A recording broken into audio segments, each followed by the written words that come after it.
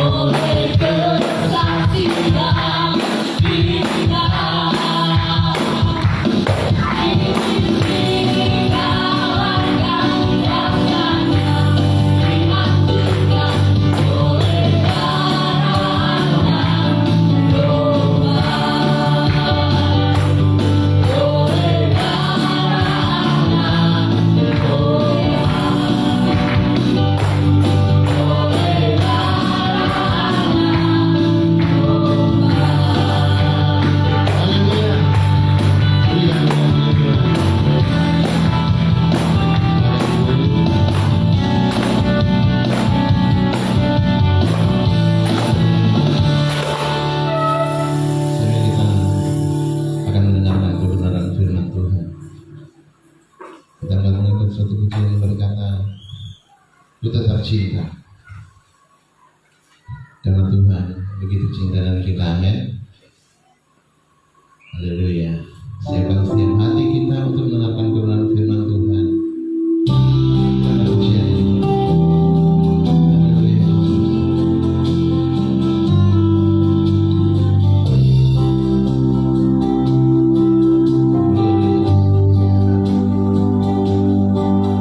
Cinta.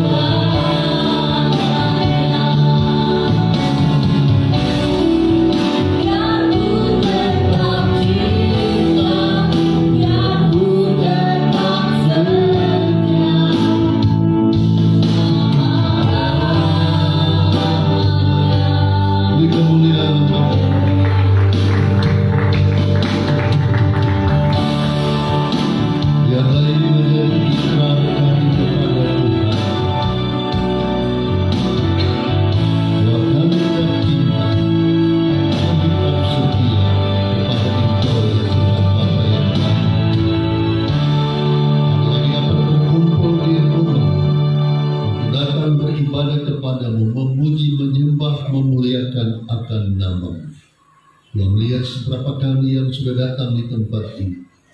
Kami menikmati kasih dan anugerah-Mu.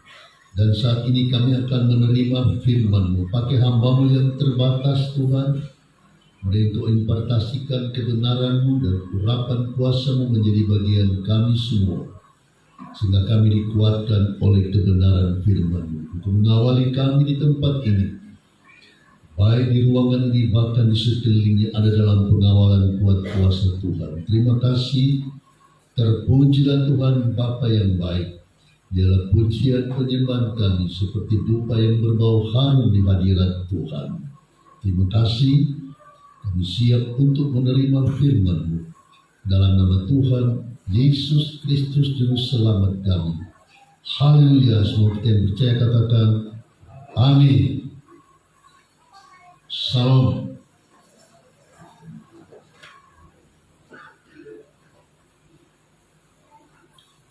Puji Tuhan, kita akan membaca firman Tuhan pada pagi hari ini.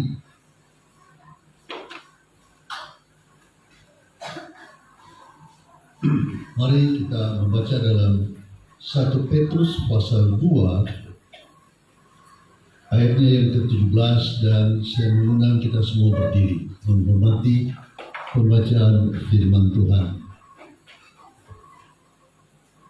1 Petrus pasal 2 ayat 17. Kalau sudah dapat, kita baca sama-sama ayat ini. 1 Petrus 2 ayat 17. 2, 3. Hormatilah semua orang, kasihilah saudara-saudaramu, takutlah akan Allah, hormatilah Raja. Katakan amin. Silakan duduk. Temanya adalah takutlah akan Allah. Bapak, Ibu, Saudara yang terkasih dalam Tuhan Yesus Kristus, zaman-zaman ini atau keadaan keseluruhan di dunia ini yang merupakan pergumulan hidup dari segala masyarakat dan bangsa adalah menurunnya etika moral hidup manusia. Itu memang tidak dapat dipungkiri, karena Alkitab sudah berbicara masih di zaman Petrus. Bayangin berapa ribu tahun yang lalu, atau kita hitung sejak awal zaman gereja, himbauan sikap ini sudah disampaikan oleh para rasul, khususnya Rasul Petrus. Perlu kita sadari bahwa setiap suku bangsa memiliki keikatan yang luar biasa mengenai yang disebut adat istiadat. Ini memang tidak dapat dipungkiri. Tapi yang dimaksudkan adalah ketika orang telah menerima Yesus sebagai juru selamatnya secara pribadi, maka pasti orang itu akan mengalami perubahan demi perubahan dalam sikap hidup. Di zaman kami sekolah, ada yang namanya budi pekerti. Saya tidak tahu kalau itu masih ada dilakukan sampai hari ini. Mengapa? Karena telah tergerus dengan pokoknya memiliki ilmu. Nah, itu sebabnya banyak juga orang sekarang kalau kita melihat memiliki pengetahuan yang dianggap tinggi, tapi seringkali tidak beradab. Cara berbahasanya, cara sikapnya, itu memang sesuatu hal yang merupakan pembawaan dari setiap kita manusia. Tetapi saya yakin bahwa ketika Kristus ada di dalam hidup seseorang, maka akan terjadi sebuah perubahan. Nah, coba kita lihat baik-baik kembali dalam pembacaan dari ayat kita dalam 1 Petrus 2:17 dikatakan, hormatilah semua orang. Kita tidak boleh pandang bulu. Di mana kita berada, kita belajar menghormati semua orang. Sehingga beberapa tahun yang lalu kami berada di sebuah kota di Minahasa, di Tondano. Waktu ketemu beberapa pasangan dengan beberapa orang, karena kebiasaan kami harus menghormati, kami, halo selamat pagi, Selamat pagi, nggak dijawab, malah kita dibentak-bentak, dimarah-marahin. Karena suku ini nggak suka seperti itu, tidak semua. Waktu kami mampir di warung kopi, mereka datang dengan begitu muka marah. Tapi pikir, ini juga orang ini. Disalamin selamat pagi, kok marah-marah. Lalu mereka tanya, kalian dari mana? Ya, kami 4 orang berkata, kami dari Tombatu. Langsung mereka mundur. Ternyata baru beberapa hari yang lalu ada orang Tondano dibunuh orang Tombatu. Jadi mereka agak takut. Jadi saya pikir juga, bagus juga kamu takut dikit. Daripada kita digebukin, mundur mereka. Lalu saya bilang, Tondano penakut sama Tombatu. Mampir. Akhirnya terjadi sesuatu yang baik. Nah, artinya dari poin ini, memang kita juga diajarkan bahwa dari suku A dengan suku B, temperamental, emosional itu berbeda-beda. Nah, ini yang perlu kita pahami. Itu sebabnya para penginjil pun, para rasul ketika dia masuk di daerah-daerah tertentu di luar kawasan Israel atau Yahudi, mereka sebenarnya juga sudah mempelajari tentang teologi yang namanya lintas batas. Maka itu sebabnya dalam pembelajaran para hamba Tuhan juga diajarkan tentang teologi lintas batas. Bagaimana kita menghadapi budaya A dan budaya B, sehingga kita sembarangan untuk berbicara. Nah, ini sesuatu yang penting. Kemudian, kasihilah saudara-saudaramu. Jadi kita dituntut Tuhan, siapapun kita menghormatinya. Ketika saya merenungkan ayat ini beberapa hari yang lalu, saya didatangi seseorang yang saya tidak kenal. Katanya dia dari Kutai Barat, dites di Indomaret di Samarinda, tapi belum bisa diterima, gak bagaimana, gak jelas. Dia sudah datang ke pendeta di depan sama Pak Pangamin, karena dia tiba-tiba katanya pergi, disuruh ketemu saya bilang, aduh apa lagi? Saya ya cerita, saya dari Kutai Barat begini, saya biarin dia dulu ngomong, baru saya ngomong. Kalau Kutai Barat kamu nggak bisa bungulin saya udah jalani itu beberapa tahun yang lalu, pernah dari Jontai ke Dempar, Sungai Muatan sudah kita lewati, karena dia bilang berada di daerah itu. Di daerah Sungai Damai juga sudah saya jalani, kemudian sampai ke daerah Bentian sudah saya jalani. Kaget dia. Sebenarnya tujuanmu apa?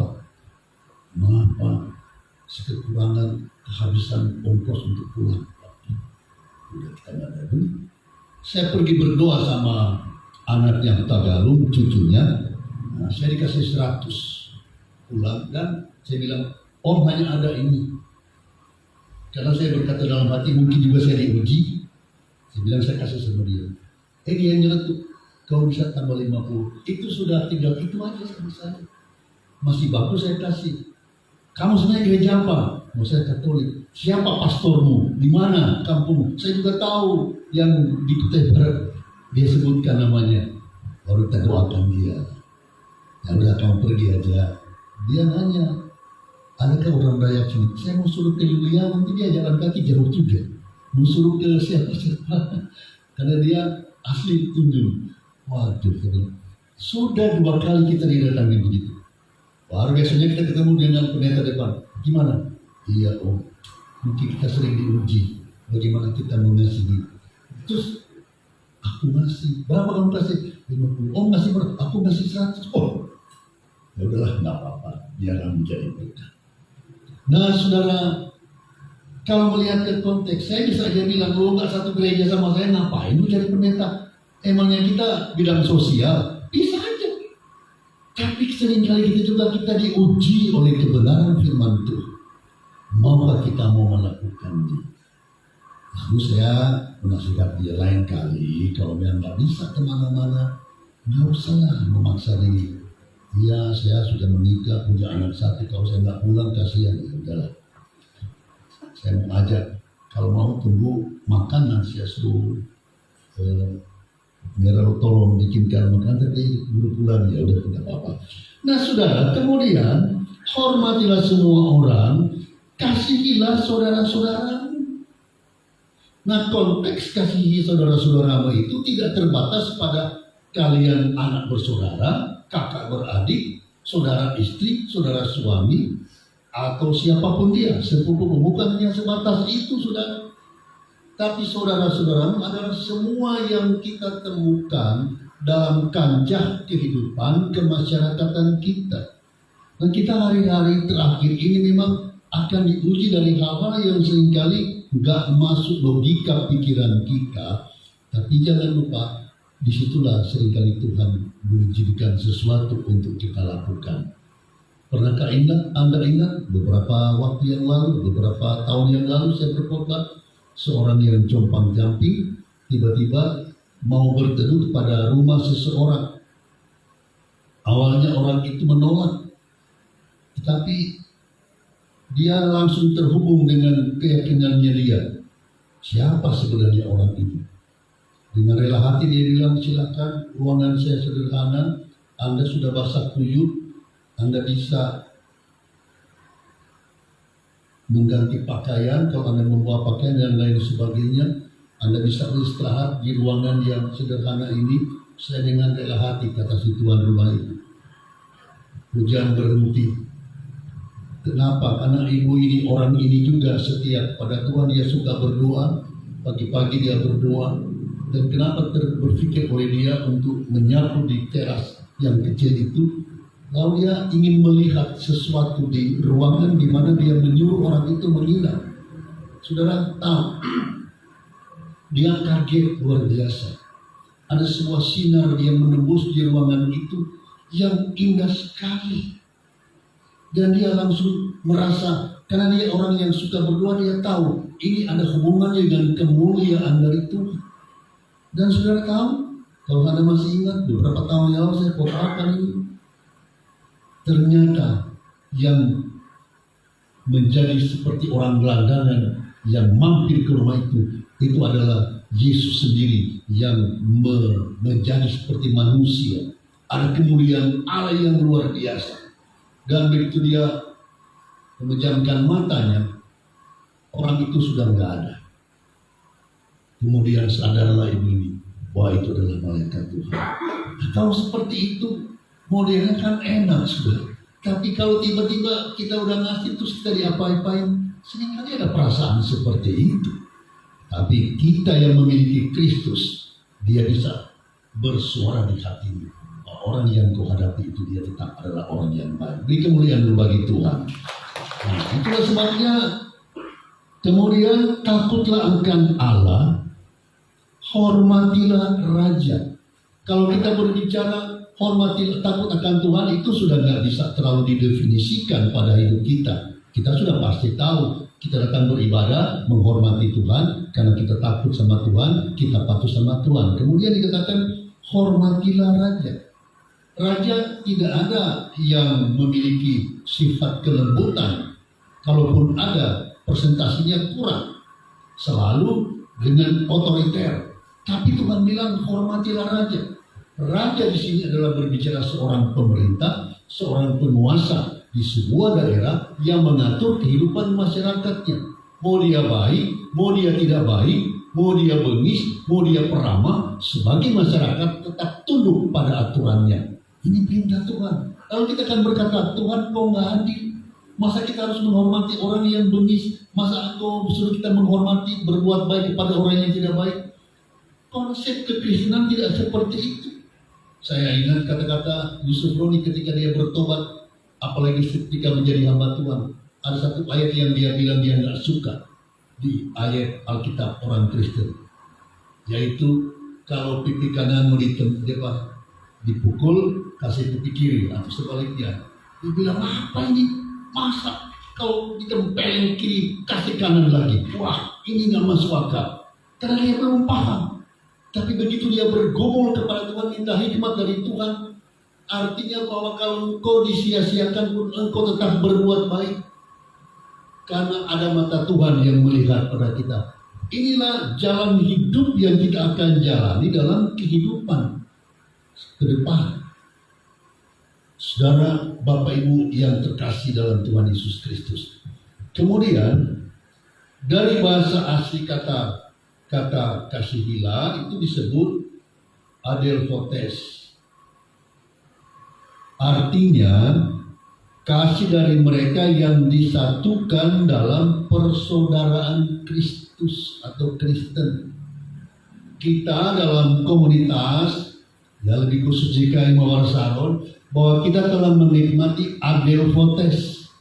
Ada kasih persaudaraan yang mengikat saudara dan saya, dan biarlah ini menjadi tumpuan kehidupan komunitas kita secara baik, sehingga kita bisa mengekspresikan kasih itu kepada orang yang melihat komunitas kita. Kira-kira seperti itulah penjelasan yang lebih gampang. Kemudian kita lihat dalam 1 Petrus 3 ayatnya yang ke-8 berkata begini. Dan akhirnya hendaklah kamu semua seia sekata, seperasaan, mengasihi saudara-saudara, penyayang dan rendah hati. Makin kita temukan penekanan dari bahasa yang dimaksudkan oleh apa yang dikatakan firman Tuhan di atas tadi. Itu artinya kita nggak boleh main-main, harus serius mau melakukannya. Sehingga katakan lagi, akhirnya hendaklah kamu seia sekata, seperasaan. Konteks ini awalnya hanya dipahami seorang suami, seorang istri, seia sekata, seperasaan. Itu secara etika moral oke, dan harus seperti itu. Karena suami istri itu digelari Alkitab satu daging. Anaknya kita disebut darah kita, darah daging kita.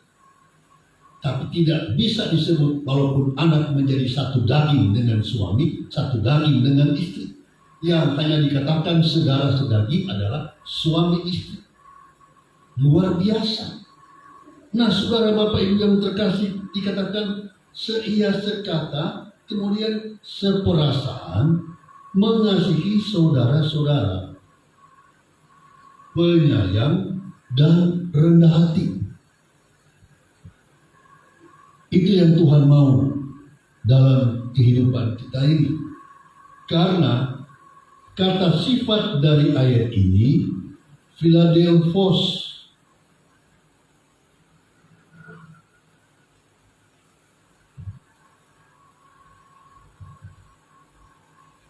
artinya kasih sayang atau belas kasih adalah sifat yang terdapat baik pada Allah juga pada manusia.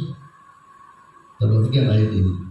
Jadi Philadelphos itu artinya kasih sayang atau belas kasih adalah sifat yang terdapat baik pada Allah juga pada manusia. Lalu orang bertanya, kok bisa? Allah dan manusia. Jangan lupa bahwa ketika Allah menciptakan manusia, apa yang dia katakan adalah menurut gambar dan peta Allah. Jadi kita ini memiliki sifat kasih sebagaimana Allah itu kasih adanya. Jadi kalau kita mengasihi sesuatu, haruslah dengan segala ketulusan, harus dengan kebaikan hati kita. Memang tidak gampang, saudara. Itu harus kita akui dalam kehidupan kita ini. Saudara, Bapak Ibu yang terkasih dalam Tuhan Yesus Kristus,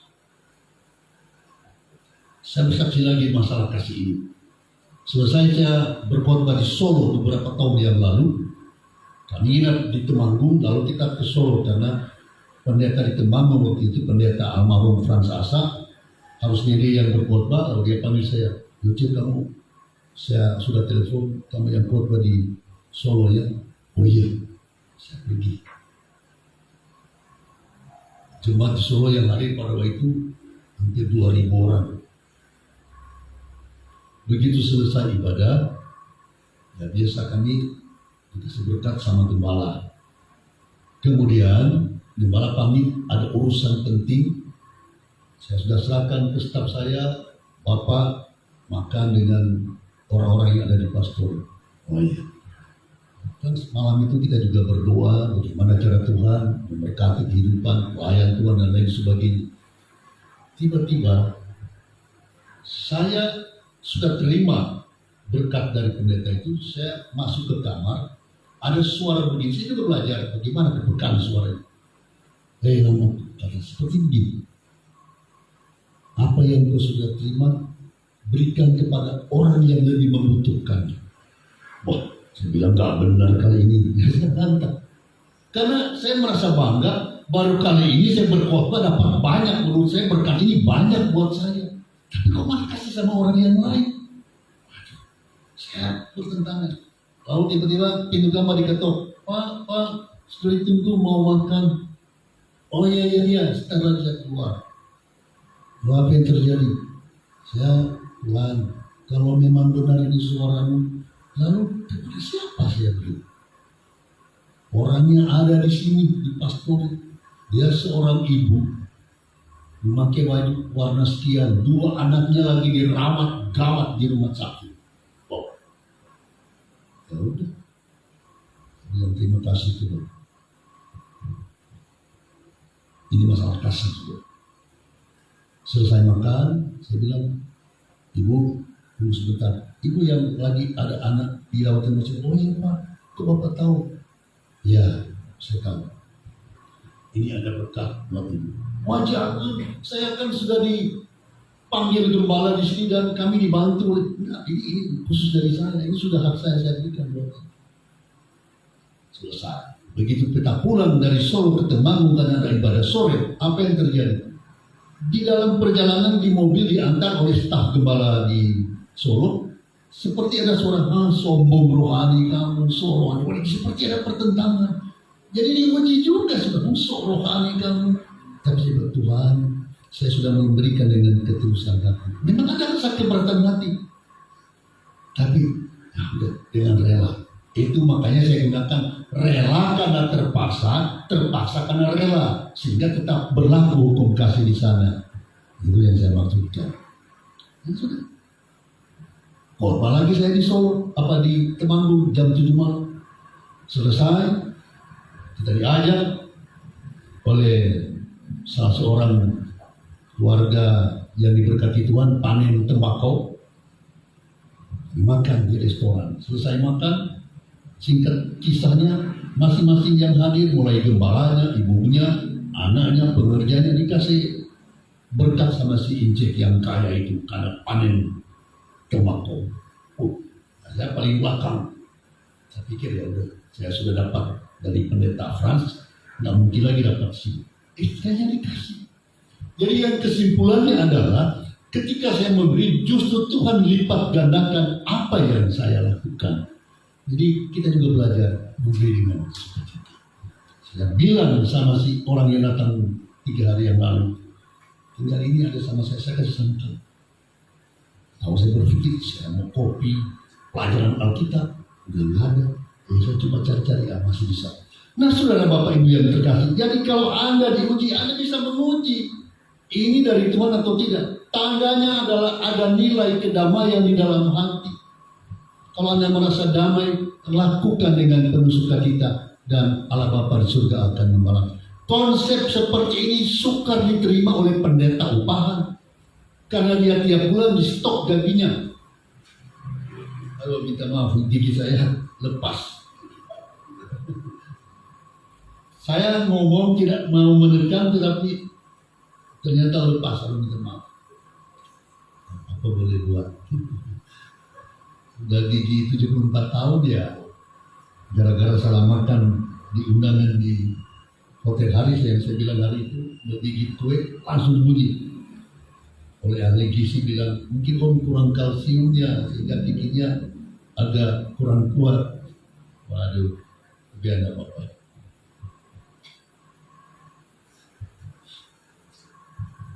Dulu saya ngolok teman saya yang berkhotbah, gigi palsunya lempar, ambil, dia turun dengan gayanya sambil dia ambil lagi. Sekarang mungkin tidak keluar jauh, nggak apa-apa, tetap bersyukur, puji Tuhan.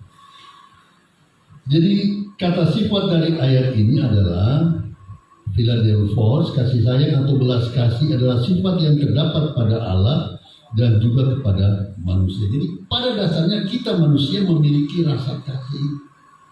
Sebagaimana seorang ayah mengasihi anaknya, seorang ibu mengasihi anaknya, dan seterusnya dan seterusnya.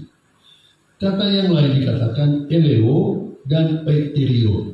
Sekarang kita lihat dalam Roma 12 ayatnya yang ke-10.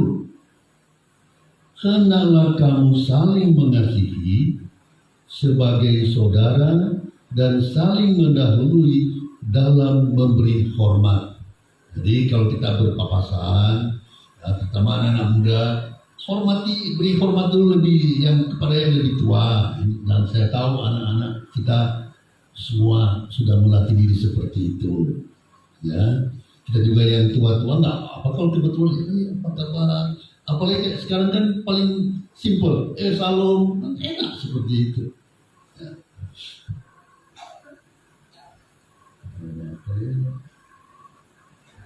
Lidah saya masih kaku karena baru jadi bolong.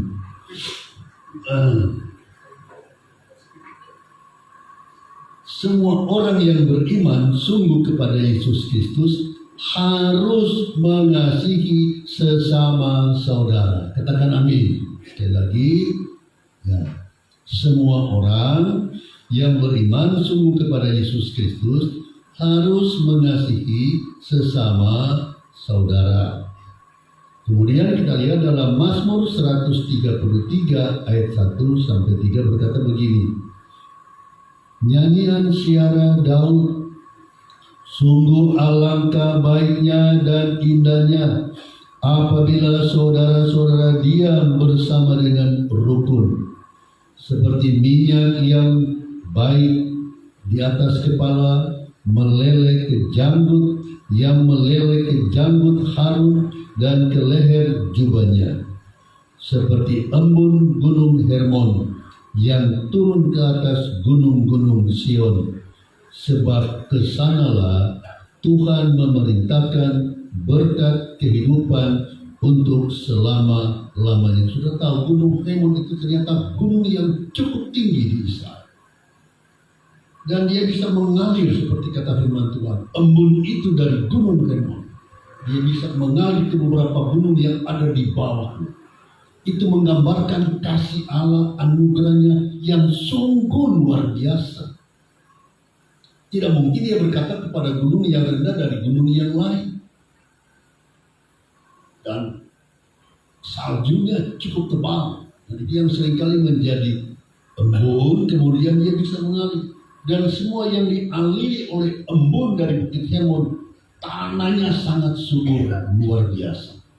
Jadi itu menggambarkan kasih Allah yang luar biasa, kasih Allah yang bersumber dari Allah yang Maha Kuasa, mengalir dalam kehidupan kita semua, mengalir pada hati kita semua, dan kita menjadi orang-orang yang benar-benar mau mengasihi akan Tuhan Yesus Kristus. Beri kemuliaan bagi Tuhan. Berikutnya 1 Korintus 1 ayat yang ke-10.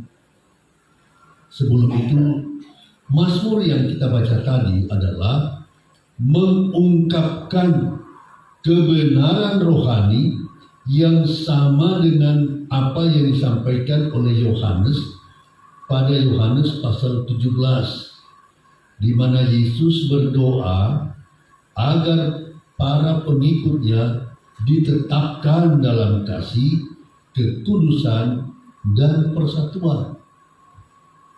Ada doa-doa khusus yang dinaikkan agar supaya umat Tuhan itu selalu ada dalam kasih, dalam persekutuan, dan dalam kekuatan Tuhan. Itulah yang doa-doa yang selalu dinaikkan oleh pemimpin rohani. Dan umatnya juga berdoa. Sama-sama ada satu kekuatan yang luar biasa. untuk Tuhan. Hari-hari ini kita lihat di media massa dan medsos lainnya, keadaan Timur Tengah itu gejolak yang memang Tuhan izinkan terjadi. Bahkan pada akhirnya dikeroyok oleh seluruh bangsa akan pilihan Allah ini, seolah-olah akan kalah. Itu akan terjadi memang. Pada waktu antikris berkuasa, dia seolah-olah merasa dia sudah menang. Tapi saat itulah Tuhan datang memerangi. Jadi tidak ada yang bisa mengalahkan ini. Kalaupun dunia mengatakan kalah, yaitu dunia yang berkata. Pertanyaannya, kenapa bangsa Arab itu tidak begitu intens tentang persoalan ini? Karena mereka tahu sih. Mereka bilang bahwa tanah itu adalah tanah yang dijanjikan kepada Bani Israel. Kalau kita melihat peta itu dari Hawilah sampai ke Marek, itu memang apa yang diduduki oleh bangsa yang akan diserukan untuk merdeka. Betul seperti itu. Netanyahu bilang, kami tidak akan pernah menyerahkan. Karena tanah yang dia pijak, yang dia tempati adalah kepujaan dari kami, bangsa Israel.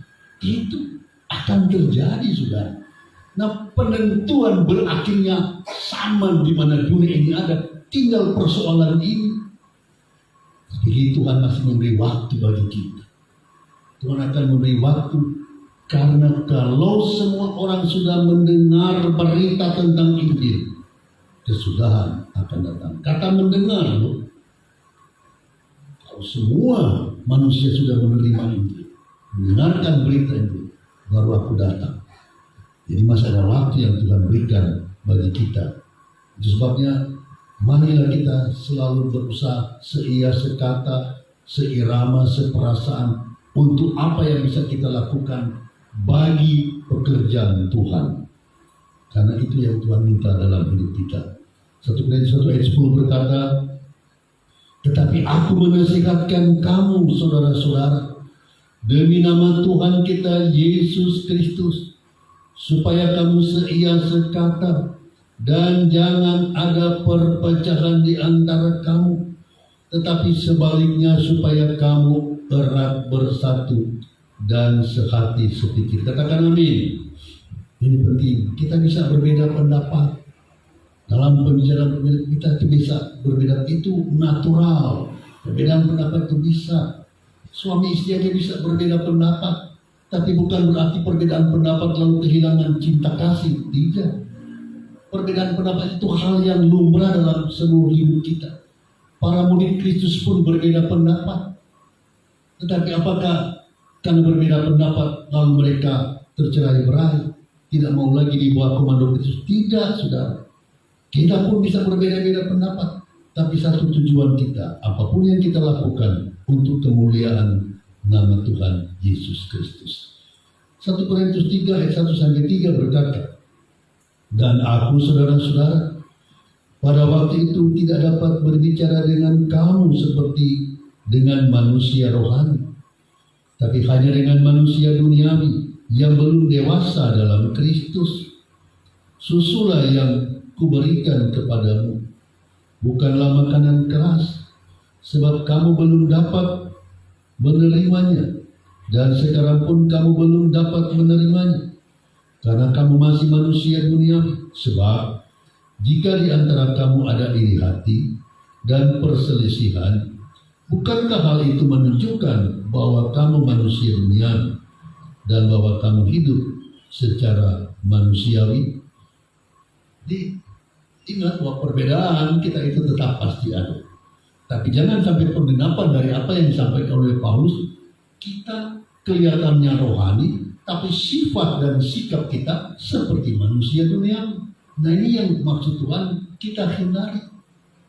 Jangan sampai terjadi iri hati dan perpecahan yang akibatnya kesatuan dari komunitas itu yang menjadi rusak.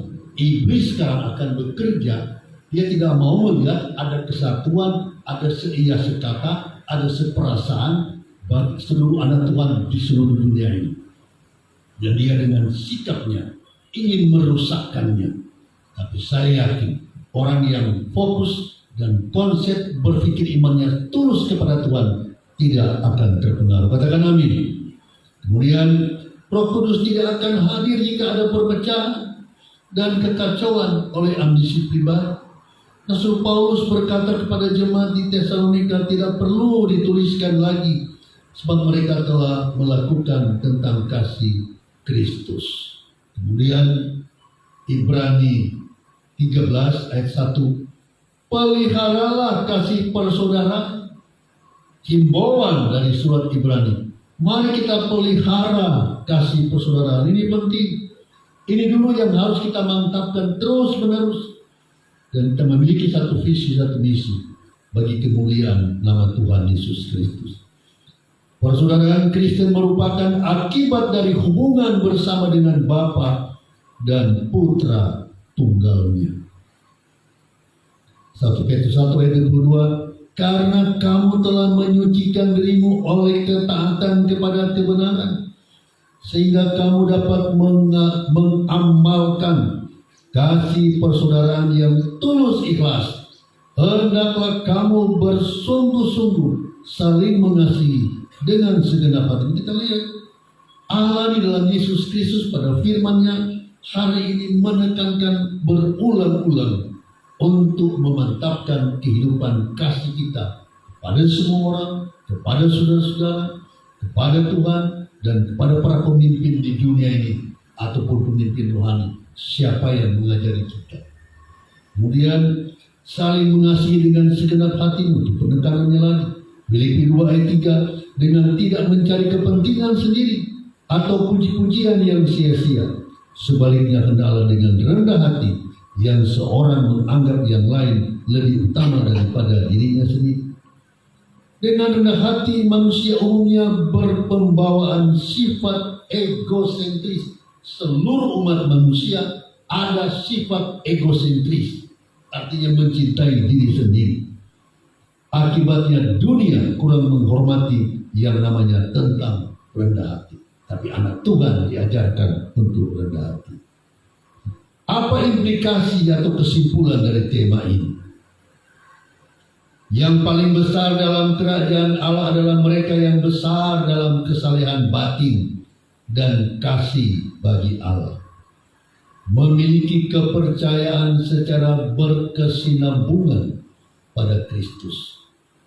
Kristus yang datang ke dalam kehidupan kita akan memperbarui roh kita dan menjadikan kita menurut gambar Kristus. Katakan amin. Itulah tujuan Tuhan.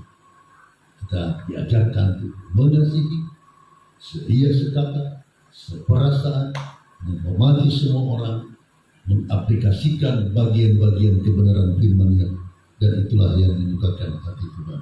Tuhan memberkati kita semua, dan kita segera masuk dalam cara perjamuan kudus.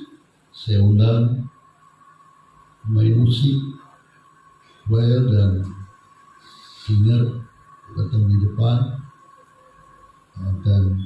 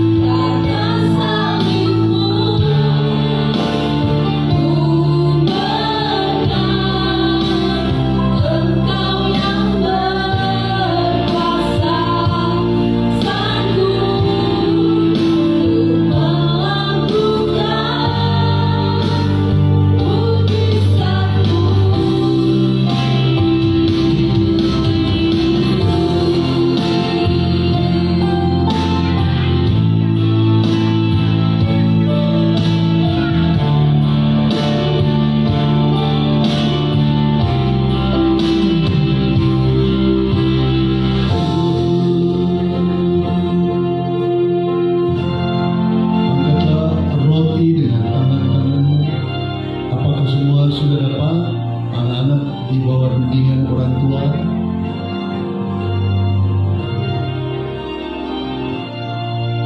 Sambil dengarkan firman Tuhan. Sebab apa yang telah kuteruskan kepadamu telah aku terima dari Tuhan, yaitu bahwa Tuhan Yesus pada malam waktu ia diserahkan mengambil roti, dan sesudah itu ia mengucap syukur atasnya. Ia memecah-mecahkannya dan berkata, inilah tubuhku yang diserahkan bagi kamu. Perbuatlah ini menjadi peringatan akan aku. Kita percaya roti adalah tubuh Kristus. Kita makan dalam nama Tuhan Yesus Kristus.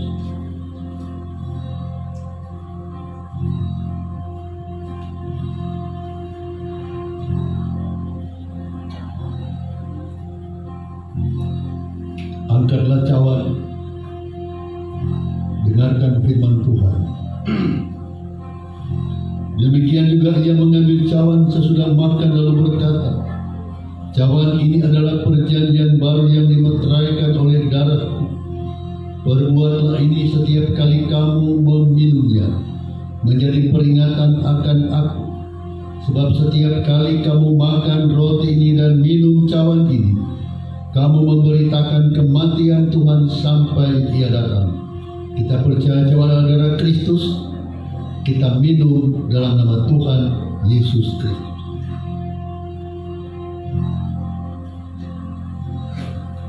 Terima kasih Tuhan. Terima kasih Bapa. Kami memuji Engkau, memuliakan nama-Mu, telah mengambil bagian dalam perjamuan rasa yang kudus. Tidak ada kekuatan baru yang sudah Engkau tambahkan. Peristiwa Kalvari yang dapat kami peringati lagi lewat perjamuan rasa yang kudus. Terima kasih Tuhan. Terpujilah Bapa yang baik. Terima kasih. Saya mengundang anak-anak sekolah minggu datang ke depan. Kami akan doakan. Nyanyikan terus tadi. Hallelujah.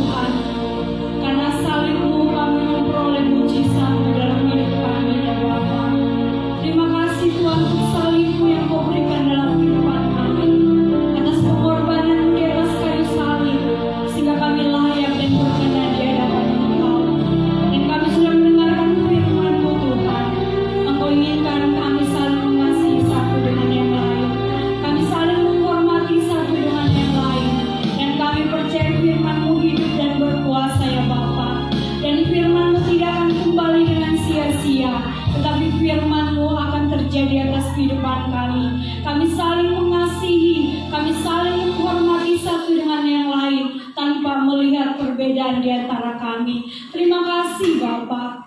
Terus meteraikan firman-Mu dalam loh hati kami yang paling dalam, sehingga firman-Mu akan bertumbuh, berbuah, dan menghasilkan buah-buah terus dalam kehidupan kami. Terpuji-pujilah Engkau Bapa kekal sampai selama-lamanya. Dan saat ini sebagai ucapan syukur kami Tuhan, kami akan meletakkan korban persembahan. Tuhan memberkati dari tempat yang maha tinggi, dan kami percaya Bapa Gembala yang ada Tuhan, terus berikan hamba-Mu kesehatan, kekuatan, perlindungan yang ekstra yang berasal daripada-Mu. Dan juga Tuhan Ibu Gembala yang ada di Bogor, Tuhan biarlah penyertaan-Mu sempurna atas kehidupan Ibu Gembala yang ada, sehingga apapun yang dia kerjakan, apapun yang Kau percayakan untuk dia kerjakan di sana Tuhan, Tuhan memberkati dan terus sertai dengan kekuatan kuasa Roh Kudus-Mu. Terpuji-pujilah Engkau Bapa kekal sampai selama-lamanya.